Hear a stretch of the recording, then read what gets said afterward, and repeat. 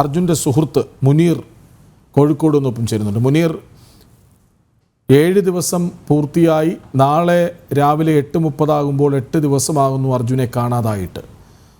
കുടുംബം വൈകുന്നേരം വാർത്താ സമ്മേളനം നടത്തി വളരെ വേദനയോടെ നിരാശയോടെ പറഞ്ഞു, ഇനി അർജുൻ തിരിച്ചു വരുമെന്ന പ്രതീക്ഷ ഞങ്ങൾക്കില്ല, ജീവനോടെ തിരിച്ചു വരുമെന്ന പ്രതീക്ഷ ഞങ്ങൾക്കില്ല, എന്തും ഉൾക്കൊള്ളാൻ തയ്യാറാണെന്ന്. ഈ 7-ാം ദിനം രാത്രിയാകുമ്പോൾ ഷിലൂരിൽ നിന്ന് നിങ്ങൾക്ക്, സുഹൃത്തുക്കൾക്ക്, കുടുംബത്തിന് കിട്ടിയ അറിയിപ്പ് എന്താണ്?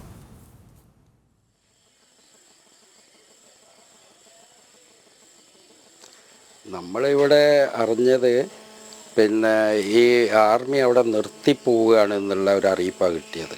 കാരണം അവർക്ക് ഇനി ഒന്നും ചെയ്യാനില്ല എന്ന്. അപ്പം നമ്മൾ ഈ മുനീറെ, ഞാനൊന്ന് ഇടപെട്ട് പറഞ്ഞോട്ടെ.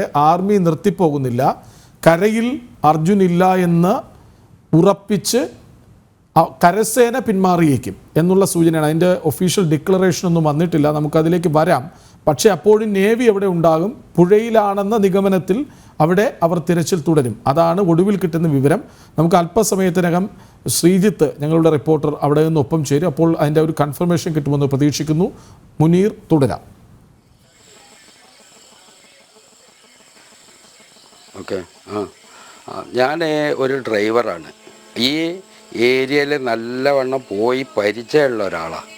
അന്നപ്പോൾ ഞാൻ ഈ ലോറി ഫീൽഡിൽ നല്ല ഇതുണ്ടായതുകൊണ്ട് പറയാണ്, നമ്മൾ ഈ ലോഡുമായിട്ട് ഈ മരം വണ്ടി കയറ്റി അത് ഫുള്ള് 40 ടണ്ണുള്ള ഒരു ലോഡ് കയറ്റി പോകുമ്പോൾ അത് എങ്ങനെയാണെങ്കിലും ഇത് മറിഞ്ഞു കഴിഞ്ഞാൽ ഈ നമ്മളെ മലയുടെ സൈഡിൽ നിന്ന് മറിഞ്ഞ് പോയാലും എങ്ങനെയാണെങ്കിലും നമ്മൾ ഈ കെട്ടിയ വടം പൊട്ടും. അത് തീർച്ചയായിട്ടും പൊട്ടാൻ സാധ്യതയുള്ളതാണ്. കാരണം ഈ ഇത്രയും ലോഡിൽ താങ്ങാനുള്ള, ഈ മറയുമ്പോൾ ലോഡ് താങ്ങാനുള്ള ഒരു കപ്പാസിറ്റി ആ കയറിനില്ല.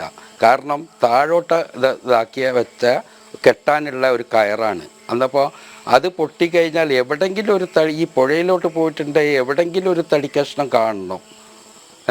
അത് എവിടെയും കണ്ടിട്ടില്ല എന്നുള്ള റിപ്പോർട്ട് ചെയ്തത്. പിന്നെ ഈ തടിക്കഷ്ണം മുഴുവൻ ഒഴുകിപ്പോയാലും ഇത്രയും ഒരു 10 ടണ്ണ് ഭാരമുള്ള വണ്ടി അത് അവിടെ എവിടെയെങ്കിലും കാണണമല്ലോ. ഇത് പൊട്ടിപ്പോയാലും അത് ഇതുവരെ തെരഞ്ഞില്ല. അന്നപ്പോൾ നമ്മൾ ഇവിടുന്ന് വിഷ്വൽ കാണുക എന്നല്ലാതെ ഈ ഇതിൽ കാണുന്നതെല്ലാം ഈ കുടുംബം അടക്കം ഈ നാട്ടുകാരും ജനങ്ങളും എല്ലാവരും കാണുന്നത് ഇത് അവിടെ അവർ പൂർണ്ണമായിട്ട് തെരഞ്ഞെന്നുള്ളതാണ് നമ്മൾ പറയുന്നത്. കാരണം നമ്മൾ കാണുന്നില്ല, ഒരു മീഡിയക്കാരെ അങ്ങോട്ട് അടുപ്പിച്ചിട്ടില്ല. ഈ നമ്മളെ ഈ അർജുൻ്റെ അനിയനോടും അവൻ്റെ അളിയനോടും ഒക്കെ പറഞ്ഞത് എന്താ, വിഷ്വൽ പകർത്തരുതെന്ന്. അതൊക്കെ എന്താണ്? അപ്പോൾ ഇവർ അവിടെ അത് കറക്റ്റ് തെരഞ്ഞിട്ടുണ്ടോ, ഇനി ബാക്കിയുണ്ടോ, എന്താണെന്നുള്ളത് കറക്റ്റ് കിട്ടുന്നില്ല. അതല്ല ചായക്കട ഇരുന്ന ഭാഗത്ത് അവിടെ കുഴി, അവിടെ സ്ലോപ്പ് മാതിരിയുണ്ട്, അവിടെ വീണോ എന്താണെന്ന് അറിയുന്നില്ല.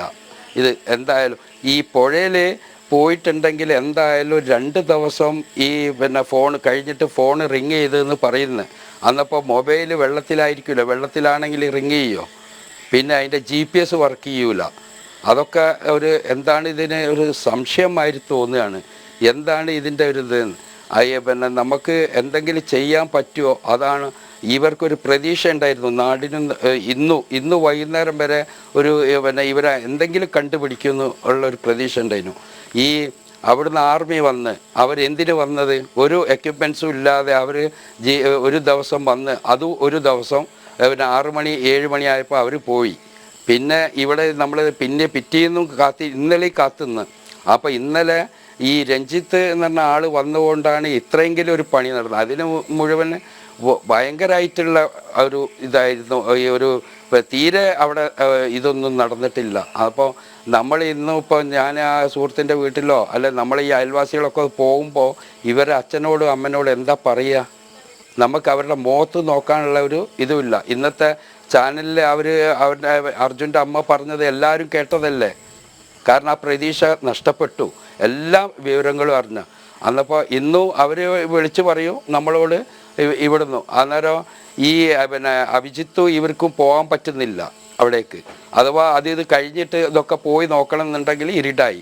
അതിനൊരു വെളിച്ചോ കാര്യമോ ഒന്നും അവിടെ സജ്ജീകരണം നമ്മുടെ കേരളം